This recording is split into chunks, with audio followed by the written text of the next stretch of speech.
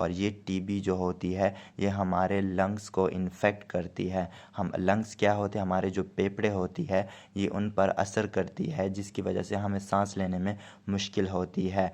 Tuberculosis जो है वो highly contagious infection of lungs है और ये स्प्रेड होती है from person to person on through air और डायरेक्ट कॉन्टैक्ट। ठीक है, अगर इसके काजिंग एजेंट को देखा जाए, इसका जो काजिंग एजेंट है वो है माइकोबैक्टीरियम। एक बैक्टीरिया है जिसको हम माइकोबैक्टीरियम कहते हैं, ये टीबी काज करता है और ये जो है ये हमारे पास ग्राम पॉजिटिव बैक्टीरिया है और ये हमारे पास वाटर और सॉइल या डस्ट में पाया जाता है। ये हमारे लंग्स में जाकर हमारे एल्वेलाई जो होते हैं, छोटे छोटे बलून लाइक सैक होते हैं, थैले होते हैं, जहाँ पे जब हम सांस लेते हैं तो हमें ऑक्सीजन इंटर होती है हमारे लंग्स में और ये उनको वापस जब कार्बन डाइऑक्साइड वापस खारिज करते हैं तो ये हमारे उस लंग्स को इन्फेक्ट करती है और वहाँ पे जाके रिप्लिकेट अपनी कॉपियाँ बनाती है और फिर ये डिजीज़ एडवांस्ड हो जाती है आगे जाके।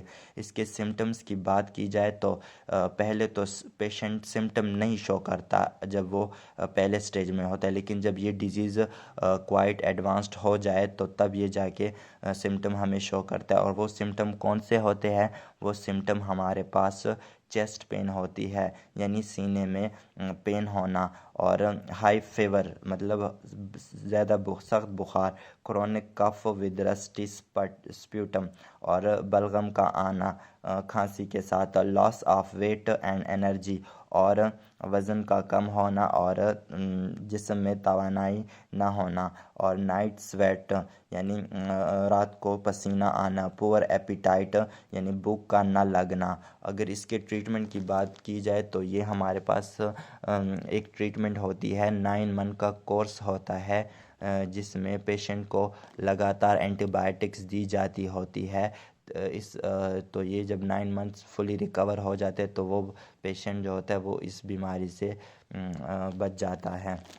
अगर इसके ड्रग्स वो ड्रग्स इन पेशेंट्स को दिए जाते हैं, आइसोनियाजिड होती है और राइफेम्पाइसिन होती है जो कि टीबी के पर्सन को दी जाती है। अगर इसके प्रिवेंशन की बात की जाए कि हम टीबी से किस तरह बच सकते हैं, तो टीबी जो है उसको हम कई तरीक़ों से बच सकते हैं। बीसीजी वैक्सीन भी लगा सकते हैं और गुड डाइट भी ले सकते हैं। हाइजीनिक कंडीशन होनी चाहिए, मतलब हमारे घर साफ़ होने चाहिए, हमारे खाने पीने की चीज़ें साफ़ होनी चाहिए और प्रॉपरली बॉइल्ड मिल्क होना चाहिए हमारी खुराक में।